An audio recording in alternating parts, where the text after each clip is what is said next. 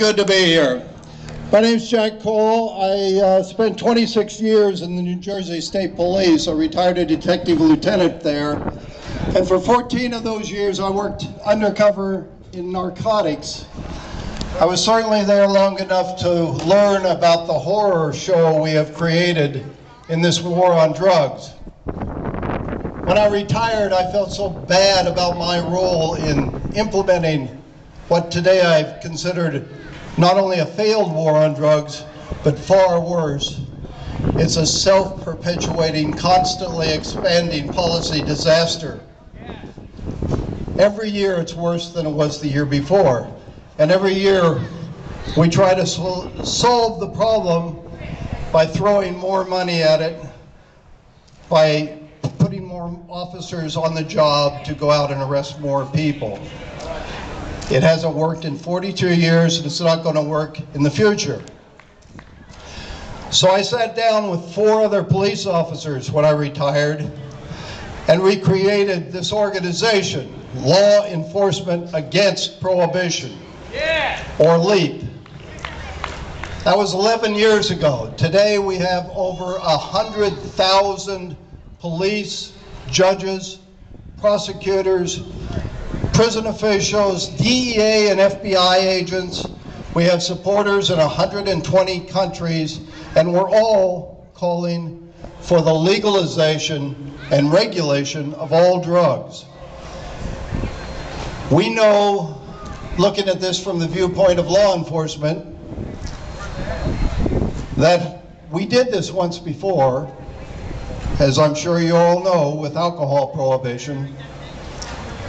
And we know that when we ended that terrible law in 1933, the next morning, Al Capone and all his smuggling buddies were out of business, right? They were off our streets. They were no longer out there killing each other to control that very lucrative market. They were no longer killing our children caught in crossfire and drive-by shootings. They were no longer killing us cops charged with fighting that useless war. So we know that if we legalize these drugs, we can take them out of the hands of the criminals and we can end the violence. That violence is considerable. Just think of what has happened in Mexico, for instance, in the last 6 years. Over 100,000 people murdered as a result of drug prohibition. And another 25,000 missing, presumed murdered. Those are the kind of stats you don't get from police action. You get those from real shooting wars. This is a terrible, terrible thing we've created. When we legalize the drugs and regulate the drugs, we'll be able to do some other wonderful things. With regulation, nobody will have to die of an overdose of these hard drugs. As I said, I worked 14 years out there living in the streets with folks, and I can tell you that nobody dies of an overdose of drugs because they shoot more and more dope. They die because they don't know how much of that tiny package of powder they're buying is really the drug and how much is the cutting agent. Too much drug, you're dead. And in an illegal, unregulated market, they will never know what's in that package. So if they know and they don't die, we have a chance to wean them off those drugs. And we should be interested in that because, folks, these are our children, they're our parents, they're ourselves. This is not a war on drugs, as the drug warriors would have you believe. It is a war on people. Let me just give you a little hint about what has happened in the last 42 years. Now, the drug warriors would tell you that if we just keep fighting this war a little longer, fight it a little harder, we will win. There won't be any more drugs in the world. We will have got rid of everything forever. They'll be gone. How many of you believe that? Yeah. They say that if we do this, 7 things will happen if we continue the war on drugs. The first thing that will happen, they say, is that the supply of drugs coming into the United States will decrease. And because the supply is decreasing, the purity level of street level drugs will decrease. And when those two things happen, they say that the price of those drugs will increase, so nobody can afford to buy them. And after those three things happen, the next four just fall in line automatically. That is, they tell us that we will have less drug users, that we will have less overdose deaths, that we will have less prohibition murders, and finally that we will have less arrests. After a while, you got them all. Let me tell you the truth about it. First, they say that less drugs will be supplied to the United States. It's very hard to get a handle on how much drugs are being supplied here. About the best way you can judge it is look to see how many drugs we are seizing. When I was a young cop kicking doors in 1970 at the beginning of this war, we measured our largest single seizures in pounds. Today, we measure our largest single seizures in tons. That's a problem 2,000 times greater than it was. 10 tons of heroin, one seizure. 15 tons of methamphetamine, one seizure. 20 tons of cocaine, one seizure. And believe it or not, 240. So wrong. 200. Oh, it's at the bottom. Hit it on the bottom. There you go. 240. Hold on. Here. You have another mic?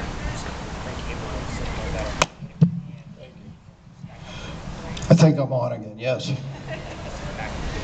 242 tons of marijuana, one seizure.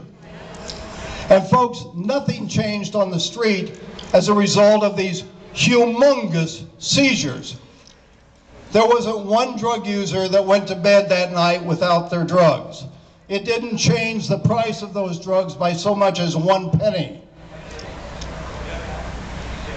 Let's go to the purity level of these drugs. When I was a young cop buying heroin on the streets in New Jersey, we would analyze that heroin, and it was coming in at 1.5% of that powder I was buying that was actually heroin. 1.5%.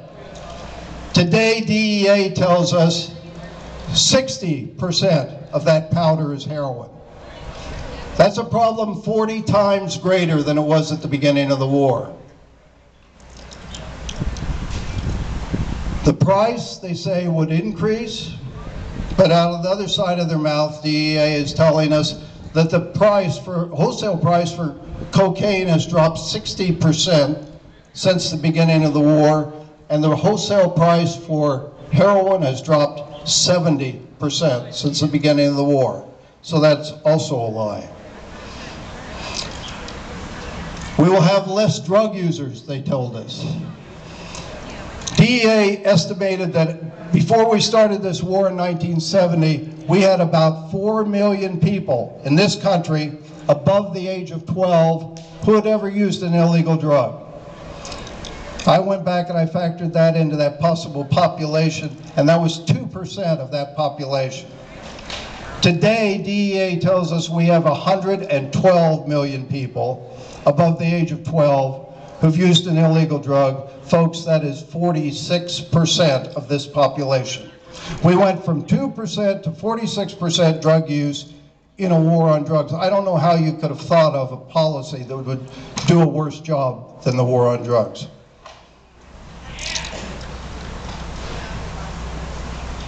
They tell us that overdose deaths will decrease, but overdose deaths have increased 9 times the rate they were at the beginning of the war on drugs. 9 times as many. They tell us that if we continue this, we'll have less prohibition murders, but I just told you about Mexico.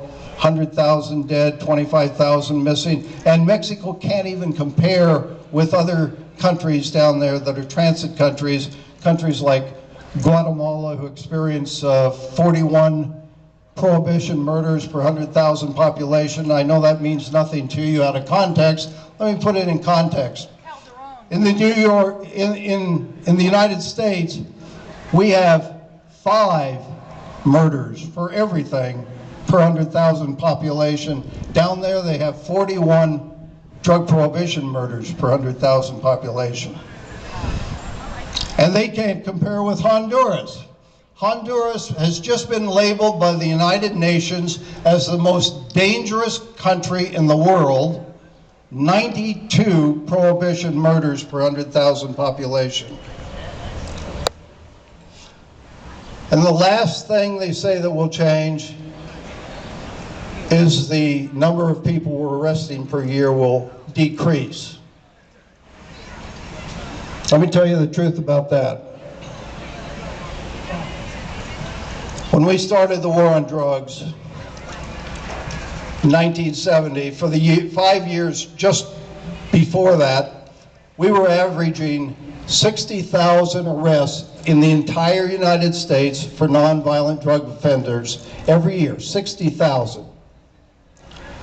By 2005, after we created this war on drugs, we were up to arresting 1.9 million people every year.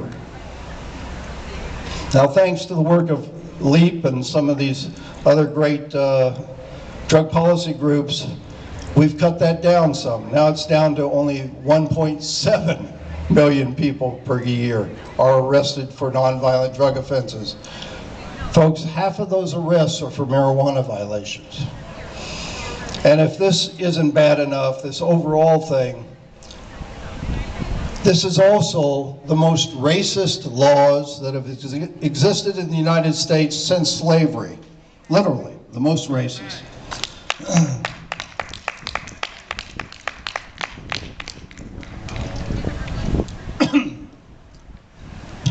Most of those people that are being arrested, the proportions are far out of balance.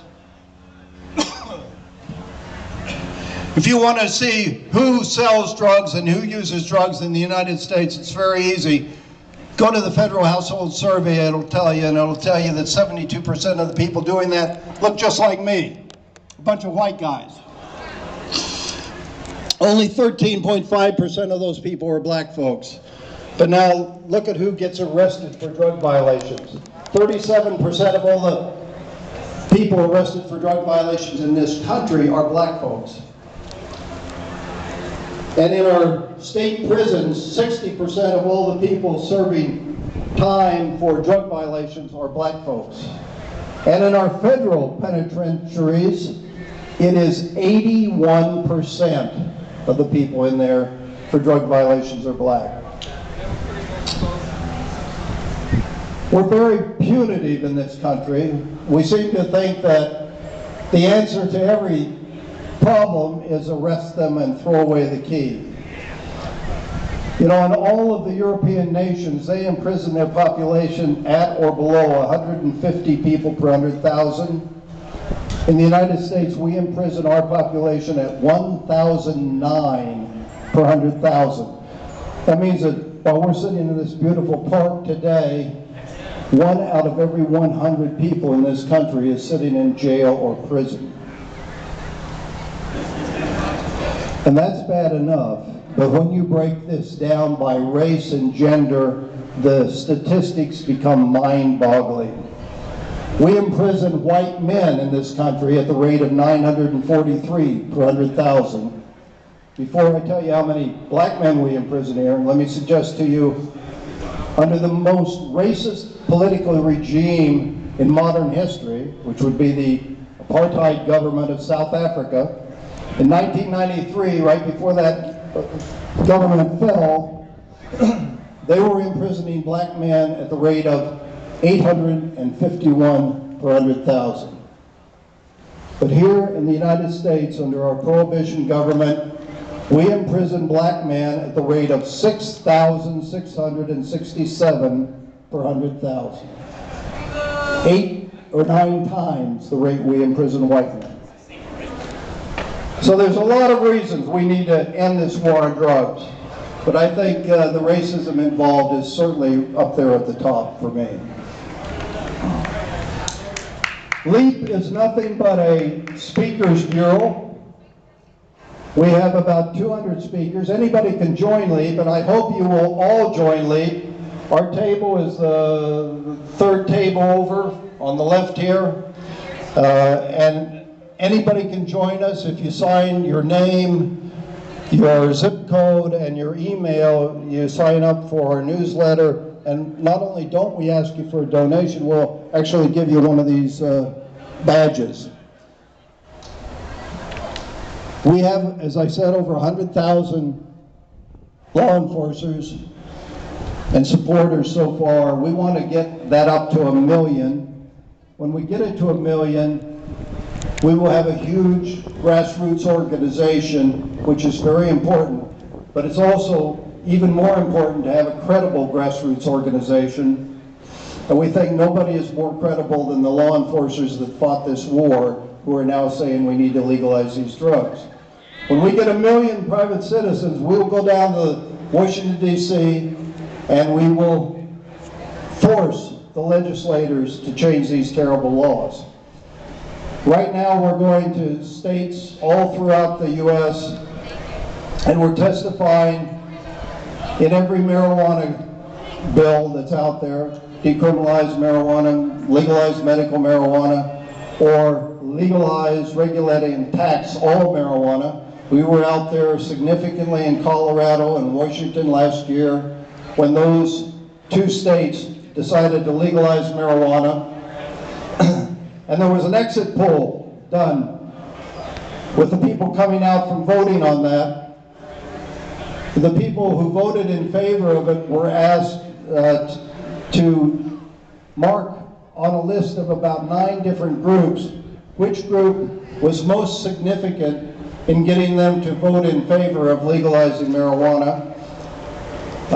There were doctors, politicians, educators, police. In Washington State, the top one was the police. That was us. We were the only ones out there doing that.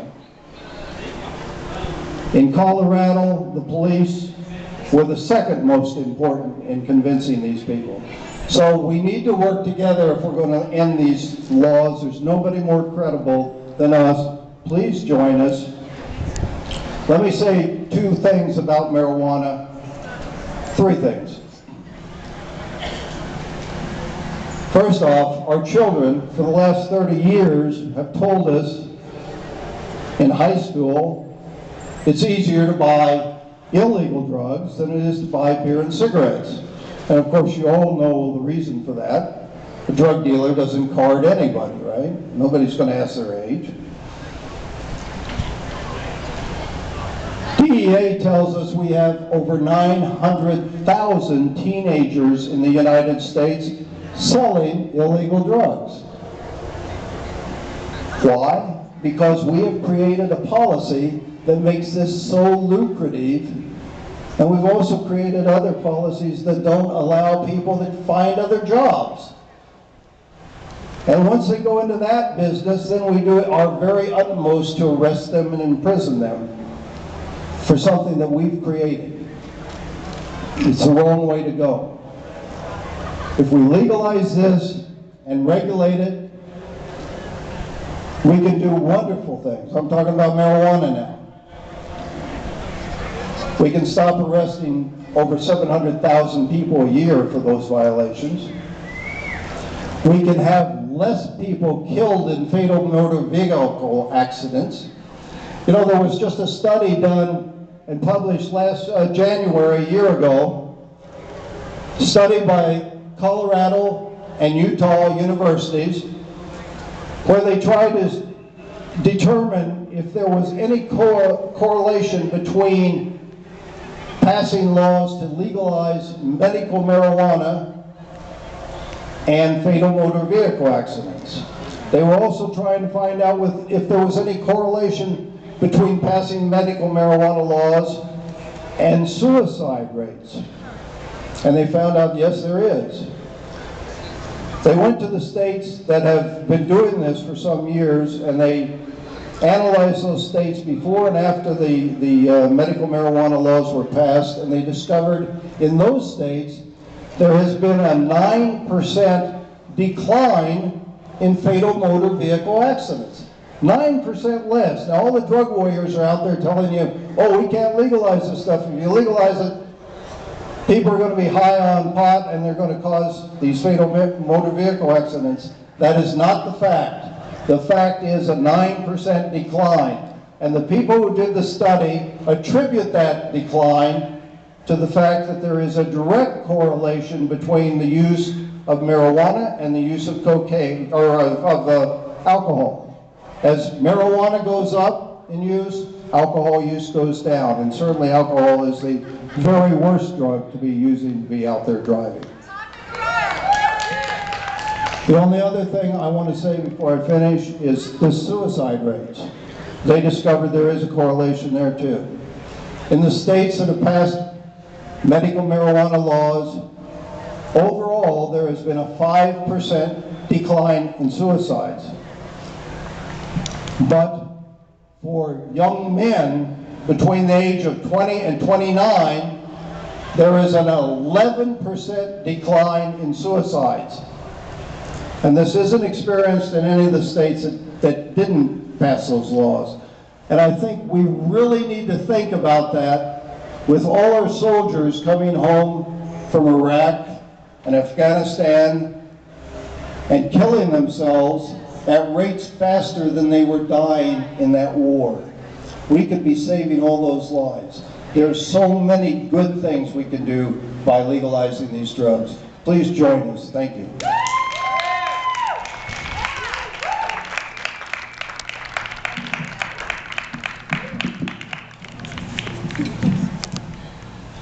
Okay, thank you. And I've got my pin on, so hopefully the rest of you will head on over and sign up for LEAP. Next up we have a band, which I will announce in one moment, but first I want to give a shout out to a booth, tlsmokeshop.com. I picked myself up a nice little pen over there, you can go check it out. Also the Free State Project, if anybody is interested in relocating, they're trying to get as many people to move to New Hampshire as they can, because then we can all stand together in one place, and it's much harder to turn down a group of people than an individual. So they have a booth over there too, you can check them out. And now I would like to introduce the Rhythmic Circus.